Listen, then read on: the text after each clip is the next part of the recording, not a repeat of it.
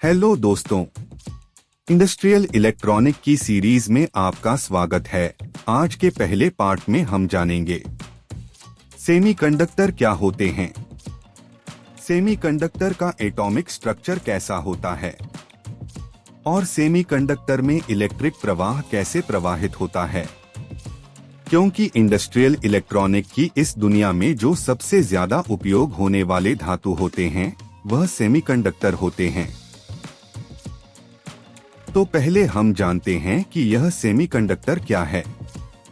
Semiconductor वह धातु होते हैं जिनकी रेजिस्टिविटी कंडक्टर से ज्यादा होती है और इंसुलेटर से कम होती है। उस धातु को या पदार्थ को सेमीकंडक्टर कहा जाता है। सेमीकंडक्टर्स दो प्रकार के होते हैं, intrinsic semiconductors and extrinsic semiconductors. Intrinsic semiconductors शुद्ध सेमीकंडक्टर्स होते हैं, उनमें कोई अशुद्धियां नहीं जोड़ी होती है। एक्सट्रिंसिक सेमीकंडक्टर्स अशुद्धियों वाले सेमीकंडक्टर्स होते हैं। अशुद्धियां मिलाने से सेमीकंडक्टर्स की कंडक्टिविटी में काफी सुधार किया जा सकता है। अशुद्धि मिलाने की प्रक्रिया को डोपिंग कहा जाता है। तो इससे पहले हम जानते हैं कि सेमीकंडक्टर परमाणु का स्ट्रक्चर कैसा रहता है। किसी भी पदार्थ के परमाणु में इलेक्ट्रॉनों की कुल संख्या परमाणु सेंटर के चारों ओर अलग अलग कक्षाओं में होती है और किसी भी परमाणु सेंटर के चारों ओर अधिकतम 7 कक्षाएं होती हैं। इन कक्षाओं को K, L, M, N, O, P और Q अक्षरों द्वारा दर्शाया जाता है। इन कक्षाओं में इलेक्ट्रॉन होते हैं, लेकिन सभी पदार्थों के सभी परमाणु कक्षक पूरी तरह से भरे हुए नहीं होते हैं। कुछ तत्वों की परमाणु संख्या के अनुसार 7 से कम कक्षक होते हैं। अंतिम कक्षक बंधन कक्षक होते हैं। इससे कोई फर्क नहीं पड़ता कि कक्षक संख्या क्या है, यह अधिकतम 8 इलेक्ट्रॉन ही धारण कर सकता है। एक बंधन कक्षक में कुल 8 इलेक्ट्रॉन होने का मतलब है कि अणु एक अष्टक अवस्था प्राप्त करके स्थिर हो जाता है।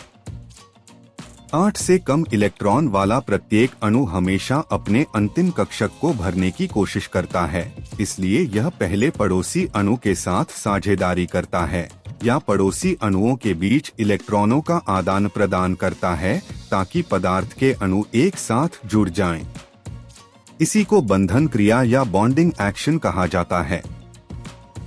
सेमीकंडक्टर में यह बंधन दो पड़ोसी परमाणुओं के बीच इलेक्ट्रॉनों के आदान प्रदान के बजाय दो पड़ोसी परमाणुओं के बीच इलेक्ट्रॉनों के बंटवारे के कारण होता है, इसलिए ऐसे बंधन को कोवैलेंट बॉन्ड कहा जाता है।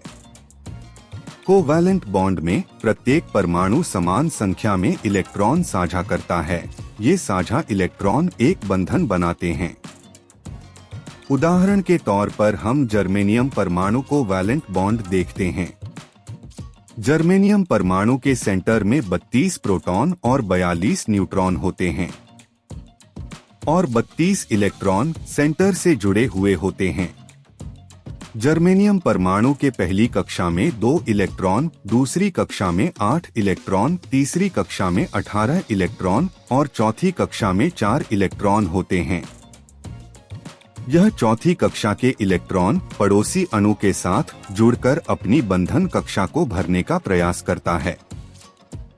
जैसा कि एनिमेशन में दिखाया गया है, सेंटर में जो अणु रहता है वह उसके आजू बाजू में रहने वाले सभी अणु से भागीदारी करता है। इस भागीदारी से उस अणु की संयुजा कक्षा पूर्ण होती है, अर्थात उस अणु के केंद्र के सर्कुलर में घूमने वाले इलेक्ट्रॉन की संख्या 8 होती है।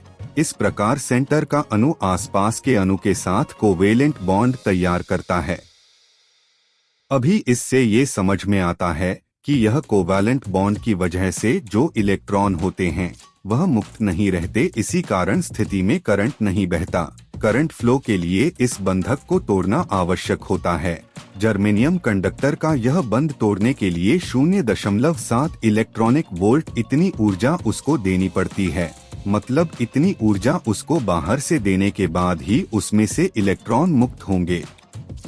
जब बाहरी सप्लाई दिया जाता है तब जर्मेनियम अणु के बाहरी कक्षा के इलेक्ट्रॉन फ्री हो जाते हैं और अपनी जगह छोड़ते हैं।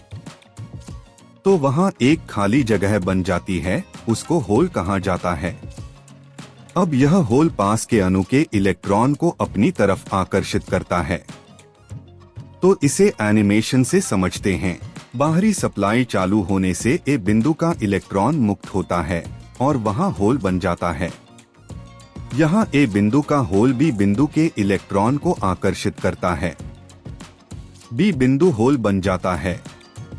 यह बी बिंदु सी बिंदु के इलेक्ट्रॉन को आकर्षित करता है और सी बिंदु होल बन जाता है। वैसे ही डी बिंदु का इलेक्ट्रॉन सी बिंदु के पास चला जाता है और डी बिंदु होल बन जाता है।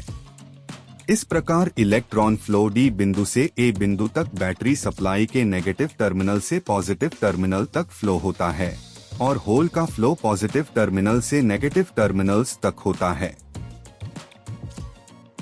तो हमने इस वीडियो में देखा कि किस तरह से सेमीकंडक्टर पदार्थ में इलेक्ट्रिक करंट फ्लो होता है और आने वाले वीडियो में हम देखेंगे P type semiconductor, N type semiconductor क्या होते हैं, उनका वर्किंग कैसा रहता है। तो बने रहिए हमारे साथ।